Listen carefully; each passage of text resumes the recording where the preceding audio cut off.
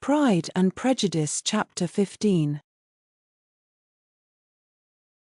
Mr. Collins was not a sensible man, and the deficiency of nature had been but little assisted by education or society, the greatest part of his life having been spent under the guidance of an illiterate and miserly father, and though he belonged to one of the universities, he had merely kept the necessary terms, without forming at it any useful acquaintance. The subjection in which his father had brought him up had given him originally great humility of manner, but it was now a good deal counteracted by the self-conceit of a weak head, living in retirement, and the consequential feelings of early and unexpected prosperity. A fortunate chance had recommended him to Lady Catherine de Bourgh when the living of Hunsford was vacant, and the respect which he felt for her high rank, and his veneration for her as his patroness, mingling with a very good opinion of himself, of his authority as a clergyman, and his right as a rector, made him altogether a mixture of pride and obsequiousness,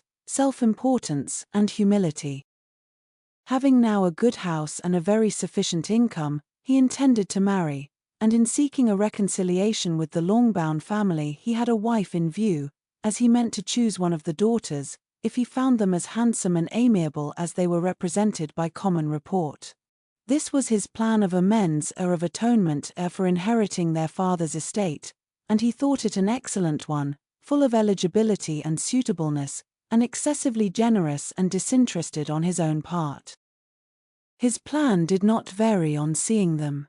Miss Bennet's lovely face confirmed his views, and established all his strictest notions of what was due to seniority, and for the first evening she was his settled choice. The next morning, however, made an alteration, for in a quarter of an hour's tete-a-tete with Mrs. Bennet before breakfast, a conversation beginning with his parsonage house, and leading naturally to the avowal of his hopes, that a mistress might be found for it at Longbourn, produced from her, amid very complaisant smiles and general encouragement, a caution against the very Jane he had fixed on. As to her younger daughters, she could not take upon her to say, she could not positively answer, but she did not know of any prepossession. Her eldest daughter, she must just mention, she felt it incumbent on her to hint, was likely to be very soon engaged. Mr. Collins had only to change from Jane to Elizabeth, and it was soon done while Mrs. Bennet was stirring the fire. Elizabeth, equally next to Jane in birth and beauty, succeeded her of course. Mrs. Bennet treasured up the hint, and trusted that she might soon have two daughters married, and the man whom she could not bear to speak of the day before was now high in her good graces. Lydia's intention of walking to Meryton was not forgotten. Every sister except Mary agreed to go with her, and Mr. Collins was to attend them, at the request of Mr. Bennet, who was most anxious to get rid of him, and have his library to himself, for thither Mr. Collins had followed him after breakfast, and there he would continue, nominally engaged with one of the largest folios in the collection, but really talking to Mr. Bennet, with little cessation, of his house and garden at Hunsford. Such doings discomposed Mr. Bennet exceedingly. In his library he had been always sure of leisure and tranquillity, and though prepared, as he told Elizabeth, to meet with folly and conceit in every other room of the house, he was used to be free from them there. His civility, therefore, was most prompt in inviting Mr. Collins to join his daughters in their walk, and Mr. Collins, being in fact much better fitted for a walker than a reader, was extremely pleased to close his large book, and go. In pompous nothings on his side, and civil assents on that of his cousins, their time passed till they entered Meryton. The attention of the younger ones was then no longer to be gained by him. Their eyes were immediately wandering up in the street in quest of the officers, and nothing less than a very smart bonnet indeed, or a really new muslin in a shop window, could recall them.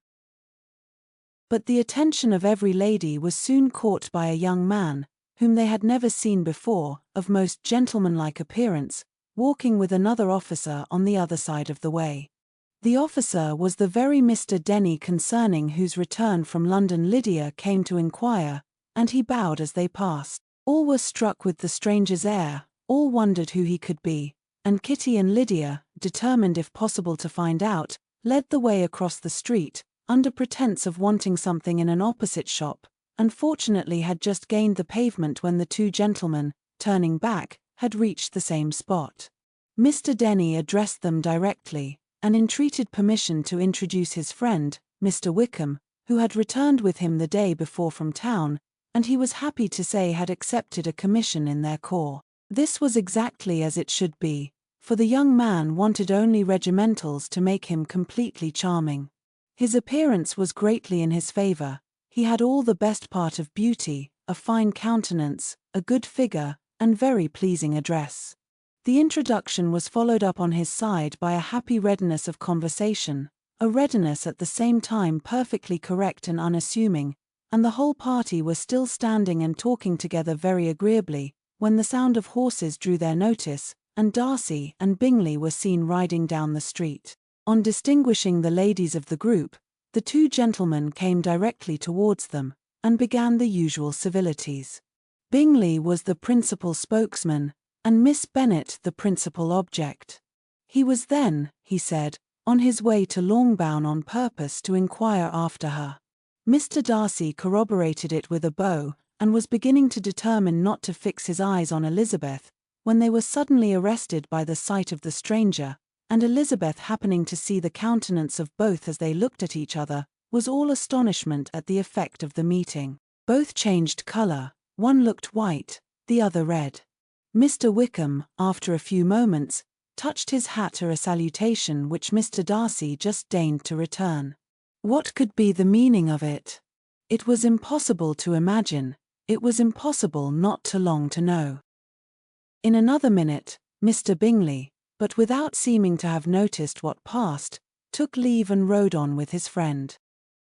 Mr. Denny and Mr. Wickham walked with the young ladies to the door of Mr. Phillips's house, and then made their bows, in spite of Miss Lydia's pressing entreaties that they should come in, and even in spite of Mrs. Phillips's throwing up the parlour window and loudly seconding the invitation. Mrs. Phillips was always glad to see her nieces, and the two eldest, from their recent absence, were particularly welcome, and she was eagerly expressing her surprise at their sudden return home, which, as their own carriage had not fetched them, she should have known nothing about, if she had not happened to see Mr. Jones's shop-boy in the street, who had told her that they were not to send any more drafts to Netherfield because the Miss Bennets were come away, when her civility was claimed. Towards Mr. Collins, by Jane's introduction of him, she received him with her very best politeness, which he returned with as much more, apologizing for his intrusion, without any previous acquaintance with her, which he could not help flattering himself, however, might be justified by his relationship to the young ladies who introduced him to her notice. Mrs. Phillips was quite awed by such an excess of good breeding, but her contemplation of one stranger was soon put to an end by exclamations and inquiries about the other, of whom, however, she could only tell her nieces what they already knew, that Mr. Denny had brought him from London, and that he was to have a lieutenant's commission in the shire.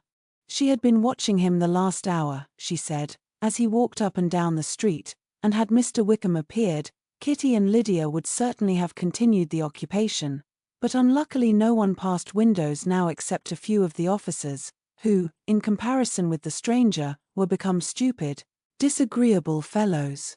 Some of them were to dine with the Phillipses the next day, and their aunt promised to make her husband call on Mr. Wickham, and give him an invitation also, if the family from Longbourn would come in the evening. This was agreed to, and Mrs. Phillips protested that they would have a nice comfortable noisy game of lottery tickets, and a little bit of hot supper afterwards. The prospect of such delights was very cheering, and they parted in mutual good spirits. Mr. Collins repeated his apologies in quitting the room, and was assured with unwearying civility that they were perfectly needless. As they walked home, Elizabeth related to Jane what she had seen pass between the two gentlemen, but though Jane would have defended either or both, had they appeared to be in the wrong, she could no more explain such behaviour than her sister. Mr. Collins on his return highly gratified Mrs. Bennet by admiring Mrs. Phillips's manners and politeness. He protested that, except Lady Catherine and her daughter, he had never seen a more elegant woman, for she had not only received him with the utmost civility, but even pointedly included him in her invitation for the next evening, although utterly unknown to her before.